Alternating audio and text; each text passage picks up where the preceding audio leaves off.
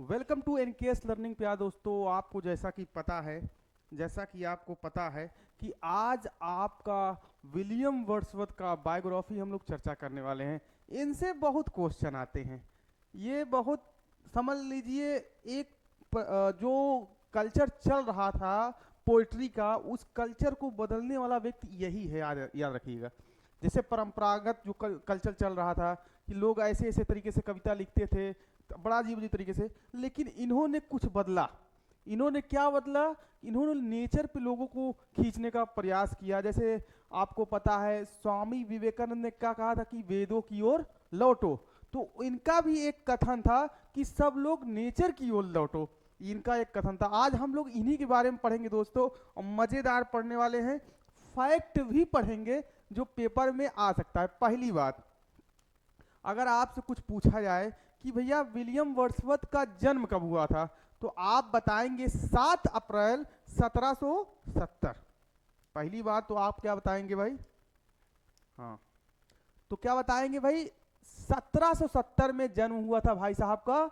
1850 में टपक गए थे, याद रखना है। अगर आपसे क्वेश्चन पूछा जाए इनको पोएट लॉरिएट कब बनाया गया था, तो जब ये बुढ़ाई गए हैं 1843 में इनको क्या बनाया गया था? पोएट लॉरिएट बनाया गया था। ये बोल रहे थे कि भाई मैं बुढ़ा हो चुका हूं, मुझे राष्ट्र कवि ना बनाओ, क्योंकि मेरे बस की बात नहीं है राष्ट्र कवि बनना। अब मेरे गिने चुने दिन बचे हैं। तो उन्होंने कहा आप जितने दिन तक जीवित रहें अब बन जाइए। तो इन्होंने 1843 में पोएट लॉरिएट की शिफ्ट, याद रखिए, पोएट लॉरिएट का वो पकड़े थे, क्या सीट धारण किए थे। याद रखना है आपको, इस बात को आपको याद रखना है। 1843 में जब ये पोएट लॉरिएट बने, याद रखना है, तो 1850 तक ये सीट संभाले रहे, याद रखना है। इसके बाद जो बंदा आता है उसका नाम था अल्फ्रेड लॉर्ड टेनिसन, वो पोएट लॉरिएट बनता है। याद रखेंगे इस बात को, समझ गए। अगर आपसे जन्म पूछा जाए तो 7 अप्रैल 1770, मौत पूछी जाए 1850 में इनकी मौत हो गई थी। इतना सबको याद रहना चाहिए, याद रखेंगे। देख लो इस बंदे को, यही चेहरा है इसका।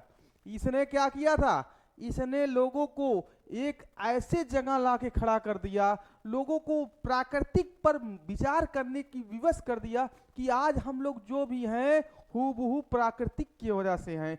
प्राकृतिक ही वास्तव में हमारी गॉड है, हमारी देवी है, भगवान कोई और नहीं है, ये बोले थे महाराज। अब कुछ बातें इनको क्या क्या कहा जाता है, पदवी पे बात करें भाई। देखो भाई, 7 अप्रैल 1770 को जन्म हुआ था जो मैंने आपको बताया। 23 अप्रैल 1850 की मौत हुई थी। तो एक चीज याद रखना, 23 अप्रैल का शेक्सपियर का भी मौत हुआ था, बस डेट पे याद रखना। 23 अप्रैल 1850 को मौत हुई थी किसकी? वर्ड्सवर्थ की। और 23 अप्रैल 1616 की मौत किसकी हुई थी? शेक्सपियर की। याद रखना, लगभग उसी से मैच खा रहा है। तो याद रखना, 7 अप्रैल 1770 को जन्म हुआ और 23 अप्रैल 1850 की इनकी मौत हो गई। पहली पदवी इनको, सबसे पहली पदवी कौन सी मिली भैया? इनको लेक पोएट कहा जाता है। क्या बोला जाता है? Lake poet. अच्छा, ऐसा क्यों बोला जा रहा है? मन विचारा है। क्योंकि Robert Southey, ST. Coleridge, Wordsworth, ये तीनों जो लोग थे ना, ये नदी के किनारे रहते थे। इनको ठंडापन बहुत अच्छा, प्राकृतिक से जुड़े रहना चाहते थे, तो तीनों लोग रहते थे। तो कुछ लोगों ने कंसीडर किया ये सब लेक पोएट हैं, समझ गए। तो ये इनको लेक पोएट कहा जाता है। अगर लेक पोएट में बोला जाए कौन कौन आता है, पहला है आपका वर्ड्सवर्थ। वर्ड्सवर्थ याद रखना है भाई, ये पूछ सकता है। दूसरा है कॉलरिज, तीसरा है साउदे, समझ गए। रॉबर्ट साउदे इसका मतलब होता है रॉबर्ट साउदे, इसका मतलब एस.टी. कॉलरेज, इसका मतलब विलियम वर्ड्सवर्थ। मैंने शॉर्टकट लिखा है। तो ये तीनों लेक पोएट में आते हैं। आपसे पूछ लिया तो बता दीजिएगा। अब टीजीटी में बार बार क्वेश्चन बने भी हैं भाई, कुछ नया नहीं है, समझ गए।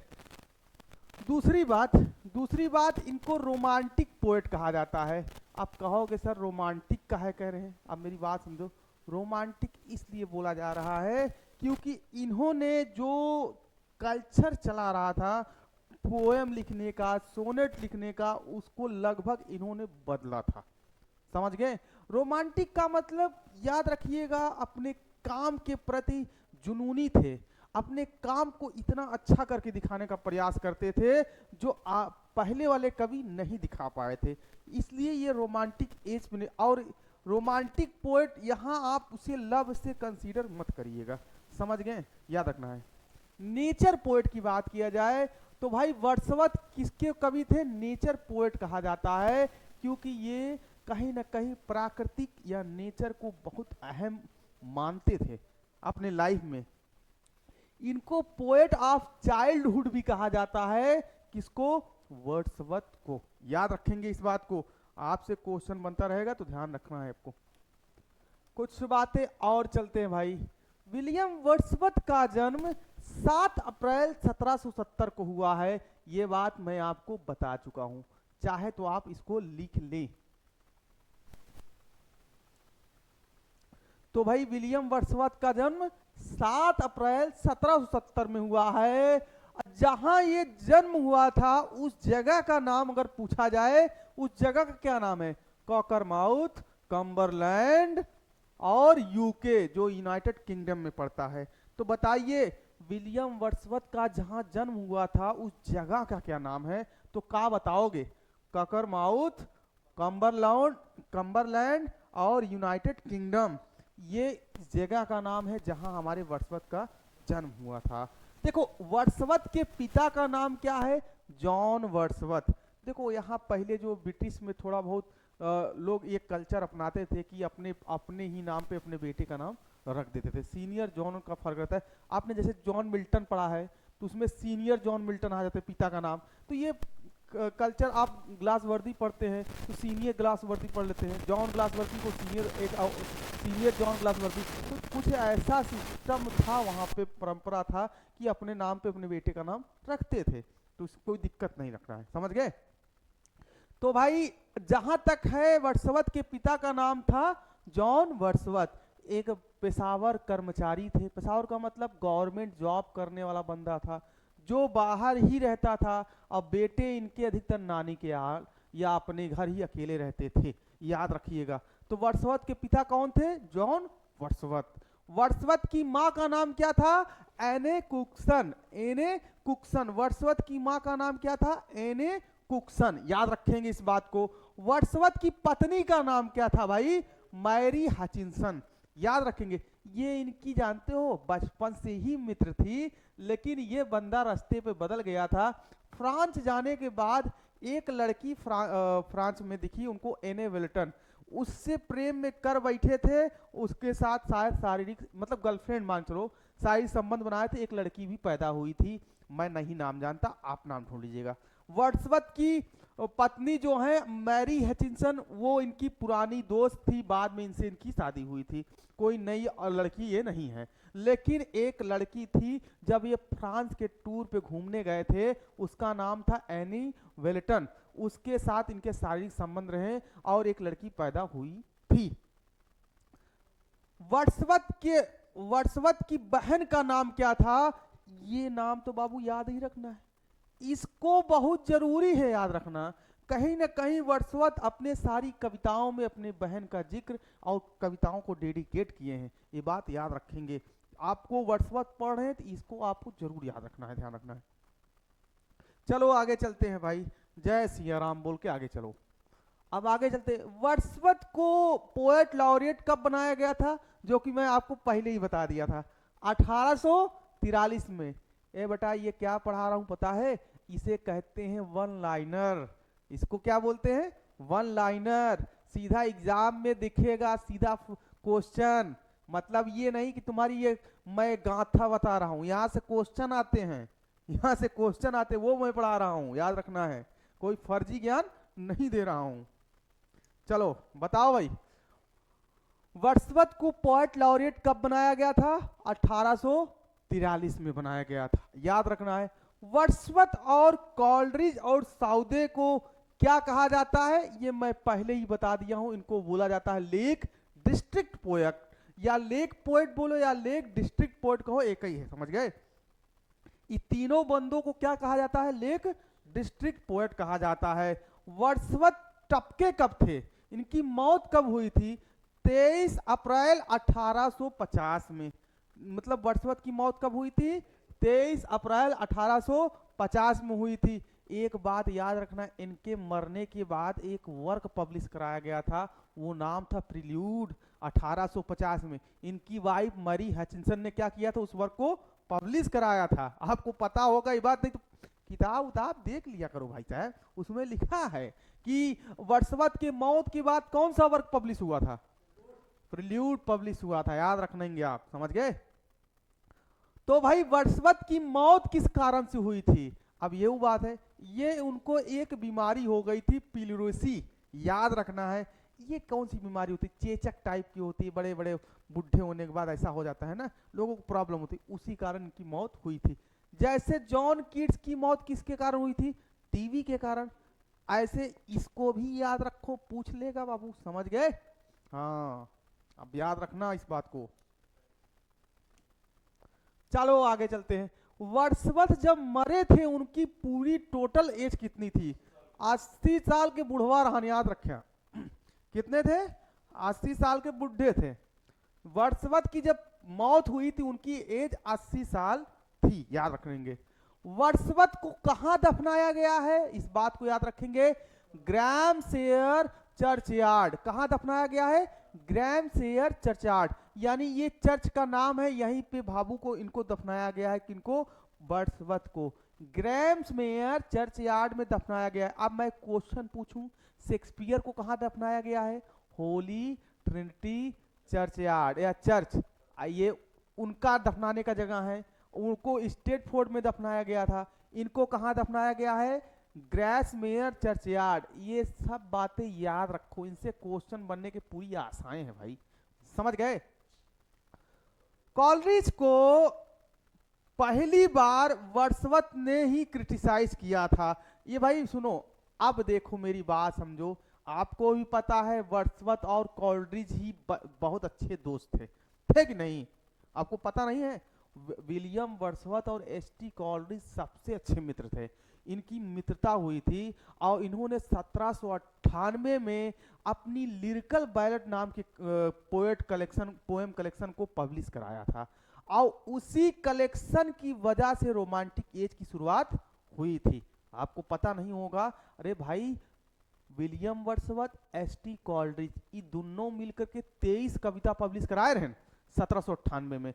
और एसटी कॉलरिज की दुई कविताओं में सबसे ज्यादा पॉपुलर रही इजान थोबा।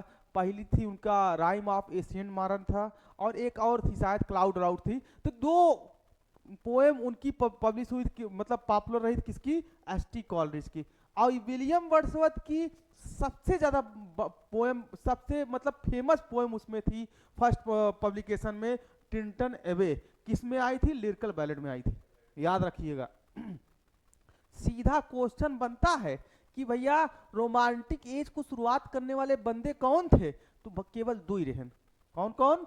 William Wordsworth, ST Coleridge. और कब स्टार्ट कर रहे हैं? 1798 में, याद रखा। और कितनी कविताओं के साथ लाए थे वो कलेक्शन? लिरिकल बैलेट 23, जिसमें से 19 ठीक कर रहन, 19 ठी रहन विलियम वर्ड्सवर्थ का, और 4 ठी रहन कॉलरिज के। ये सब याद रखो, पेपर में आ सकता है, समझ गए? चलो आगे चलते हैं। हाँ भाई, यहां मैं क्या पढ़ा रहा था भाई, सब बात हाँ, एसटी कॉलरिज तो अच्छे खासे मित्र थे वर्ड्सवर्थ का, लेकिन आप याद रखें एसटी कॉलरिज ने ही पहले वर्ड्सवर्थ को क्रिटिसाइज किया था। देखो भाई, दोनों में मित्रता थी, लेकिन पता न काहे हमारे कॉलरिज जी ने किसको? वर्ड्सवर्थ को क्रिटिसाइज किया था। किसके भाई? विलियम वर्ड्सवर्थ की पोएट्री थ्योरी पर। तो गुस्सा गए। कौन गुस्सा गया? वर्ड्सवर्थ। अरे यार ये मित्र हो क्या ऐसा कर रहा है, गुस्से में आ गए। तो कहा, अगर पूछा जाए कॉलरिज ने वर्ड्सवर्थ को जो क्रिटिसाइज किया था, आलोचना किया था, वो कौन सा वर्क था? वो बायोग्राफिया लिटेरिया था। इनका एक वर्क है बायोग्राफिया लिटेरिया, जो एक क्या है? ऑटोबायोग्राफी है, समझ गए? वही में क्रिटिसाइज करे इनके का वर्ड्सवर्थ को, याद रखना बाबू। अब ये देखिए, अब जो उस बुक का नाम मैंने बोला था, ये आ गया देखो, बायोग्राफिया लिटरेरिया, यही में क्रिटिसाइज किए थे वर्ड्सवर्थ को। वर्ड्सवर्थ की जो पोएट्री थ्योरी क्या थी, आपको याद रखिए, याद होगा तो बताइएगा, हमें ध्यान नहीं है तो बताइएगा। What is the complete title of poem immortality ode, कि भैया पोएम इमॉर्टलिटी ओड का कंप्लीट टाइटल क्या है, पूरा टाइटल क्या है, आपसे पूछा जा रहा है। तो क्या कहोगे, इसका पूरा टाइटल यही है। लोग केवल इतना याद करते हैं, ओड इंटीमेशन, ओड इंटीमेशन, ये कोई नाम है भाई, इसका पूरा नाम क्या होगा बताओ, ode intimations of immortality from recollection of early childhood, ये पूरा नाम है किसका भाई, शेक्सपियर के ओड का। तो भाई कौन सी कविता लॉर्ड निल्सन की मृत्यु के बाद लिखी गई थी, वर्ड्सवर्थ ने लिखा था, वो कौन सी कविता थी, तो बोलोगे character of the happy warrior. याद रखना। अब भाई हमको ये बात नहीं पता चल रही है कि लॉर्ड निल्सन कौन था, शायद वर्ड्सवर्थ का दोस्त ही होगा, समझ रहे हो। तो उसके मौत के बाद कौन सी कविता लिखे थे वर्ड्सवर्थ, तो आपको याद रखना है character of the happy warrior, इसको कहते हैं वन लाइनर दोस्तों, याद रखना है। रेसुलेशन एंड इंडिपेंडेंस, ये जो है क्या है, ये वास्तव में देखा जाए 1802 में आया है, और इसको इस पोएम का जो नाम वास्तव में है लीच गैदरर, समझ गए। अगर आपसे कहा जाए कि रेसुलेशन और इंडिपेंडेंस का जो वास्तविक नाम क्या है, तो बोलोगे क्या भैया, लीच गैदरर। और कब पब्लिश हुआ था, 1802 में। आपको पता है सेकंड एडिशन जब आया था, थर्ड एडिशन आया था, तब ये उसमें पब्लिश हुई थी लीच गैदरर, समझ गए। वर्ड्सवर्थ ने अपनी जो प्रारंभिक कविता डिस्क्रिप्टिव स्केचेस को प्रकाशित किया था, वर्ड्सवर्थ ने अपनी जो प्रारंभिक कविता है डिस्क्रिप्टिव स्केचेस को पब्लिश कराया था, और उस कविता का नाम था an evening walk in, an evening walk in. ये कब पब्लिश कराया था, फरवरी 1793। देखो भाई, वैसे तो वर्ड्सवर्थ बहुत पहले से पोएम लिखना स्टार्ट किए थे, लेकिन पॉपुलर नहीं हुए थे। पॉपुलर कहाँ से हुए हम भी जानते हैं, वो लिरिकल बैलेट्स हुए। एस.टी. कॉलरेज के साथ साथ जब कविता लिखे तभी पॉपुलर हुए थे। लेकिन उनकी जो सबसे पहली प्रारंभिक कविता मानी जाती है 1793 में आई थी फरवरी में, और उसका नाम क्या था, डिस्क्रिप्टिव स्केचेस। लेकिन ये ज्यादा फेमस नहीं रही, समझ गए। और उसका पूरा नाम क्या था, एन इवनिंग वॉक, याद रखना, descriptive sketches and evening walk. कब आई, फरवरी 1793 में। अब भाई विलियम वर्ड्सवर्थ जो 1791 में फ्रांस में, जहां उनको क्या भैया फ्रेंच रेजुलेशन के मिडिल स्टेज में क्या करते हैं भाई, विटनेस थे। अब मेरी बात समझो, क्या पूछ रहा है, अब बताना पड़ेगा आपको। क्या कह रहा है भाई, विलियम वर्ड्सवर्थ 1791 में फ्रांस में जहां वो विटनेस थे, वो क्या कहते हैं उस मिडिल एज में।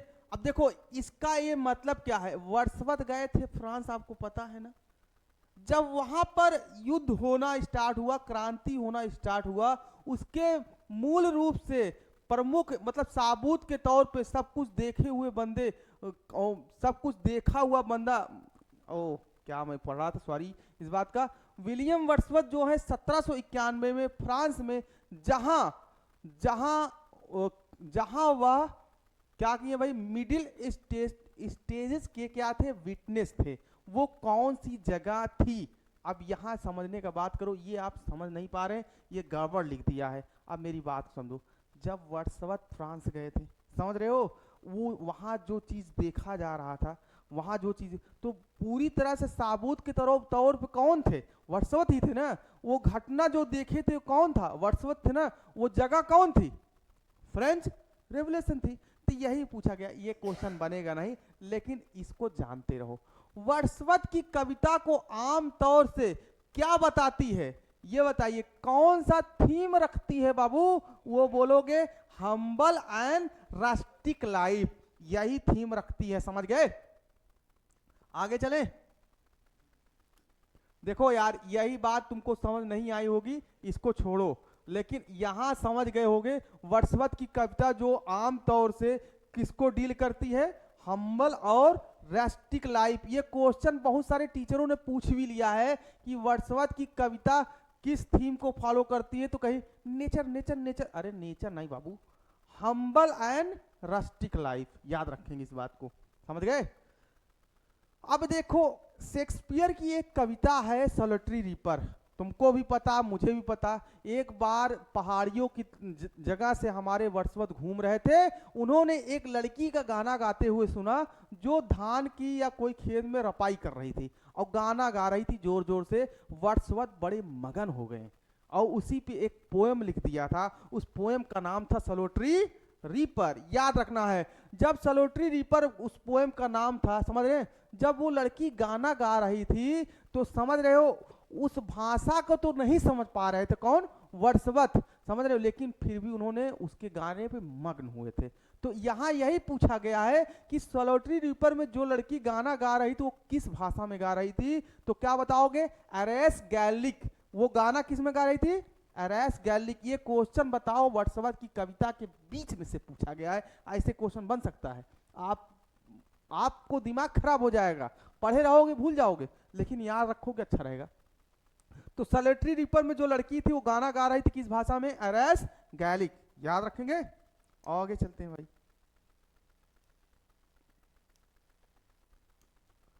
चलिए भाई अगला चलते हैं।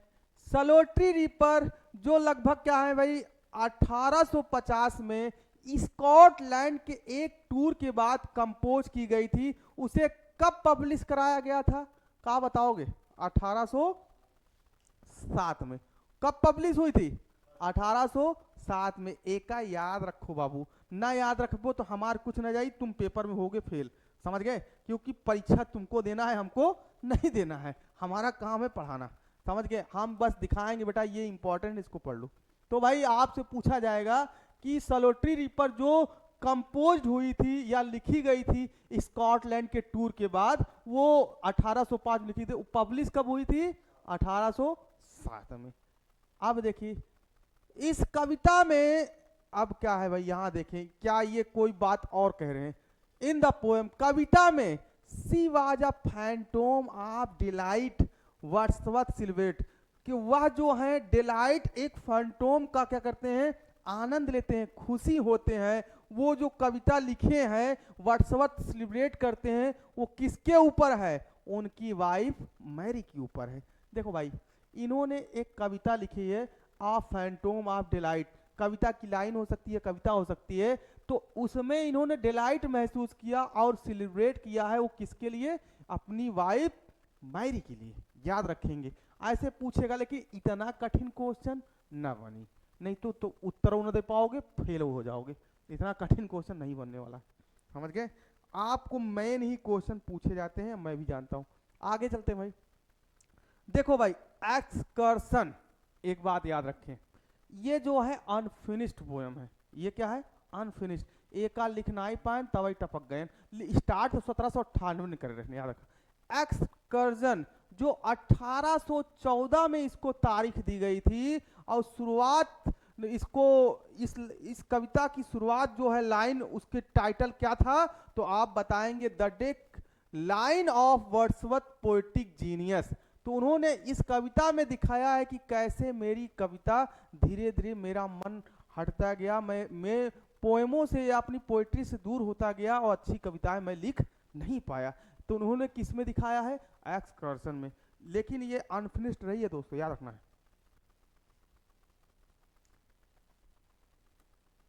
चलो आगे चलते हैं भाई। अब कुछ कमेंट आ गया है का, लियो भाई कमेंट देखो। देखो एक्सकर्सन पे कमेंट किया गया है कि दिस विल नेवर डू, या कभी नहीं करेंगे। Who made the comment about, ये किसके बारे में, एक्सकर्सन के बारे में ये किसने कमेंट जारी किया है, तो वो नाम बताएंगे आप, जेफरी ने किया है, समझ गए। दिस विल नेवर डू, या कभी नहीं करेंगे, ये कमेंट जो एक्सकर्सन के बारे में किसने जारी किया है, जेफरी ने किया है। हर एक पॉइंट को इंपॉर्टेंट याद रखो, चाहे वो फालतू हो चाहे बकवास हो, पेपर में तो आने के चांस है ना, क्योंकि आप जिस चीज एग्जाम की तैयारी कर रहे हो क्वेश्चन कहीं से बना सकता है, समझ गए। अब यहाँ कुछ लाइनें आई हैं, her eyes as stars of twilight fair, उसकी आंखें कैसी हैं भैया, टोलाइट फेयर के स्टारों के समान हैं। लाइक टोलाइट्स टू, टोलाइट के जैसे, हर डिस्की हेयर, उसके अच्छे घुनैले बाल हैं। दीज लाइन्स, ये लाइन कहाँ से आती है, तो लो ये लाइन अपने वाइफ को ही डेडिकेट किया। अभी मैंने पढ़ाया ना भाई कि भाई आ फंटोम ऑफ डिलाइट जो कविता लिखी गई है वो किसके लिए है, इनकी वाइफ मैरी हचिंसन के लिए है। तो ये जो लाइनें जो बोले हैं ये इसी लाइन इसी कविता में आई है, याद रखना है। सी was a Phantom of delight, तो ये अपने वाइफ को डेडिकेट करके कह रहे हैं। कौन कौन कह रहा है, हमारे वर्षवत जी। अब भाई जब आदमी प्रेम में होता है तो प्यार वाले गीत तो वही करते हैं। तो वर्षवत की भी तो जवानी आई थी, वो तो एक बार तो गर्लफ्रेंड बना रहे हैं, दूसरी बार शादी करें तो दुगना एंजॉय ले रहे हैं, समझे, टेंशन नहीं लेना है। हाँ, लेकिन हम लोग सिंगल ही रहेंगे, इसका टेंशन मत लो। चलो भाई आगे, but she is in her grave, लेकिन वह उनकी ग्रेव में है। And oh difference to me, लेकिन वह मुझसे अलग है। ये लाइन कहाँ से आई है, ये लाइन कहाँ से आई है भाई, ये लाइन जो आई है आप याद रखना है, ग्रेव की बात है तो ये लाइन आई है, she dwelt among the untrodden ways. ये लाइन किस में से आई है, याद रखो इस बात को। सी, ये देखो जो लाइनें मैंने लाया हूं वन लाइनर में, ये इंपॉर्टेंट लाइन है, ये एग्जाम में आ सकते हैं। वो ये सब क्वेश्चन नहीं बना पाते हैं लड़के, कहा जानते हो लाइनें किसको याद रहती हैं। देखो मैं लाइन भी बता रहा हूं, but she is in her grave, लेकिन वह अपने ग्रेव में, and oh difference to me, वह मुझसे अलग है। ये लाइनें कहां से आई है, she dwelt among the untrodden ways. ये लाइनें किसमें से हैं बताइए, she dwelt among the untrodden ways, ये उनकी एक कविता है, इसी से ये लाइन आई है। Wordsworth lived for 15 years, Wordsworth 50 सालों के लिए जिए। का भाई कहाँ जिए बताइए, 50 साल अपना 50 साल कहाँ बिताए हैं। वैसे तो 80 साल टोटल जिए रहे हैं, लेकिन केवल अपन 50 साल जिंदगी कहाँ जिए हैं, तो क्या बताओ वो भैया, कम्बरलैंड और डेल्समैन, इसी जगह पे इन्होंने अपना 50 साल समय खर्च किया है। कौन, हमारे वर्ड्सवर्थ जी, जो नेचर से बहुत प्रभावित हो गए थे, कम्बरलैंड की वादियों से, समझ गए। आगे, सी गिव मी आईज, वाह मुझे आंखें दी, सी गिव मी ईयर्स, उसने मुझे कान दिए, and humble cares and delicate fears, और हमें एक सावधान बनाया, मतलब हमें ध्यान केयर करने वाला बनाया, और डरों को डेलिकेट सामना किया हमने। A hot fountain of sweet tears, देखो भाई ये लाइनें बीच की हैं, इसका मीनिंग नहीं निकालना है, यो बता रहे। पूरी पोएट्री पढ़ा करो तब उसमें लाइनें निकाला करो, बीच की लाइनें से पोएट्री नहीं निकलती, समझ गए। ये लाइनें किस में आई हैं, बस इसको निकालो ना, मीनिंग निकालोगे तो मूर्खता रहेगा, क्योंकि कोई मतलब नहीं है। ये लाइनें किस में से आई है, ये लाइनें किसको भाई ये लाइनें जो बोली गई हैं ये किसको डेडिकेट की गई हैं, इनकी बहन डॉरोथी वर्ड्सवर्थ को, समझ गए। ये अपनी बहन को भी ऐसे तारीफ करते थे अपनी पोएट्री में, इसीलिए मैंने कहा ना आपको मैरी हचिंसन और डॉरोथी को बहुत तरीके से जानना है, क्योंकि कहीं ना कहीं कविताओं में हर जगह जिक्र अपनी बहन के साथ किए। अच्छा, ये अपनी बहन के कविताओं में क्यों चर्चा किए थे, कभी विचार आया होगा ना, तो मैं बताऊं, सुनो एक बात बता रहा हूँ, क्योंकि ये अपना अधिकतर समय किसके साथ बिताए हैं, अपनी बहन के साथ बिताए हैं, समझ गए, नलिहाल में बिताए हैं। तो ये जो लाइनें बोली गई हैं, मैं इसको अब आप ज्यादा पढ़ूंगा नहीं, ये अपने बहन डॉरोथी वर्ड्सवर्थ के लिए बोले हैं, समझ गए। तो कैसे याद करोगे, याद कैसे करोगे कि से गेम में आई, उसने मुझे आंखें दी, मतलब उसने मुझे चलना सिखाया, मुझे अच्छा रास्ता बताया। सी गेम में उसने मुझे समाज में अच्छे बुरों को सुनना समझना सिखाया। इस लाइने का मतलब ये है, इसका अर्थ निकालो मत, समझ गए। उसने मुझे हर तरह से लोगों को ध्यान देना सिखाया, और प्रॉब्लमों पे डट कर सामना करना सिखाया। किसने, मेरी बहन ने। आज मैं जो कुछ भी हूं अपने बहन की वजह से हूं। ये कौन बोल रहा है, वर्ड्सवर्थ बोल रहा है। और ये लाइन किसको डेडिकेट कर रहा है, डॉरोथी वर्ड्सवर्थ को, याद रखना है, समझ गए। चलते हैं भाई, जय महाकाल बोल दो। She dwelt among the untrodden ways strange, बाबू यहीं से पकड़ लियोगे कहाँ कविता का है, ये अनट्रोडन वेज की ही कविता है, याद रखना। She dwelt among the untrodden ways strange fields of fashion, Have I known as some slumber did my spirit seal and theater years she grew and in sun. लो भाई, यहाँ एक चीज भी और भी आया है, ये भी आप पकड़ लीजिएगा। 3 सालों में बड़ी हुई धूल और छाँव में, ये लाइन लूसी की है ना, याद रखिएगा। 3 years she grew in the sun and sober are the four poem Wordsworth Lucy poems. One poem added later in 1801. अब मेरी बात को समझे, क्या बोल रहा है, ये बहुत बड़ा लंबा चौड़ा है बात कि भाई ये जो आपने देखा क्या दिया भाई, she dwelt among the untrodden ways, ये कविता का नाम है, आपको पता है ये कविता का नाम है, बिल्कुल सही है।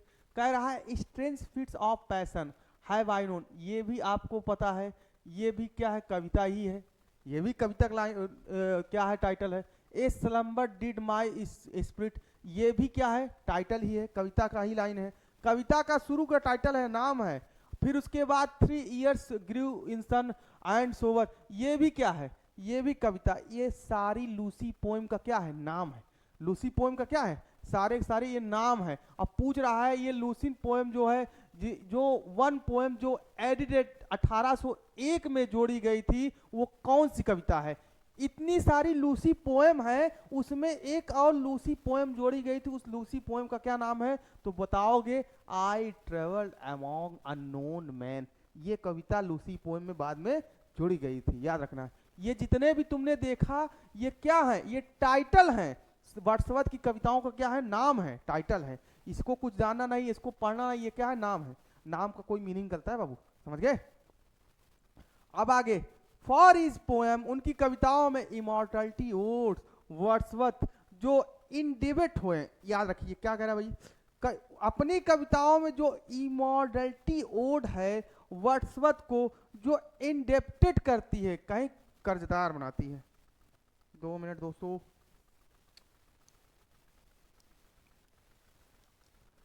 क्या कह रहा है, इंडेप्टेड, वो किसको इंडेप्टेड करती है, वाहन द रिट्रीट। अब यहाँ क्या बात बोला है, मेरी बात को समझेंगे। अपनी कविताओं में इमॉर्टलिटी ओड जो है वर्ड्सवर्थ ने इंडेप्टेड किया। इंडेप्टेड का मतलब क्या होता है, पहले बताओ। डेप्ट माने कर्जदार होता है, इंडेप्टेड मतलब कहीं ना कहीं उनके अंदर एक कर्ज बना रहा। वो किसका कर्ज बना रहा, बताइए, वाहन द रिट्रीट, ये इन्हीं पे कर्ज बना रहा, याद रखेंगे। केवल लव सोनेट, वर्ड्सवर्थ की केवल लव सोनेट किसको, कौन सी है, वो जो है उसका नाम क्या है, वाई आर्ट दाउ साइलेंट। इसको बाबू मत याद रखना, इसका कंसेप्ट नहीं पता चल रहा है। इसका यह मतलब है कि उनकी कविता में या उनकी कविताओं में वर्ड्सवर्थ ने ओड को, ओड जो वर्ड्सवर्थ है, ये आप ओड तो है ना, इमॉर्टलिटी ओड, ये जो है इंडेप्टेड या कहीं कर्जदार रहे, ऋणी रहे, वो किसके, वाहन द रिट्रीट का। तो मैं पूछना क्या चाहता हूं कि वर्ड्सवर्थ की ऐसी कौन सी कविता है जो लव सोनेट में आती है, नाम बताओ, नाम बताओ भाई, क्या नाम है उसका। हाँ, वर्ड्सवर्थ की जो लव सोनेट में कविता आती है उसका नाम क्या है। अरे भाई लव, वो तो सोनेट नेचर पे है, वो सारी पोएम नेचर पे है। ये नाम है भाई तुम्हारे, वाई आर्ट दाउ साइलेंट, ये लव सोनेट हैं, प्रेम के गीत हैं, समझ गए, समझ गए। वर्ड्सवर्थ के पहला वॉल्यूम, मतलब वर्ड्सवर्थ की जो फर्स्ट वॉल्यूम ऑफ पोएट्री है, कौन सी है, ये तो बताए नहीं, शुरुआत में लिखे रहे, इनमें पब्लिश ना हो पाए, इनमें ये फेमस ना है। दोस्तों आज के लिए इतना रहने देते हैं, कल पुनः फिर वर्ड्सवर्थ पे चर्चा होगी। ये पहला पार्ट रहा, कल दूसरा पार्ट आपको मिलेगा और इंपॉर्टेंट फैक्ट के साथ मिलेगा। नमस्कार, जय हिंद, सत श्री अकाल।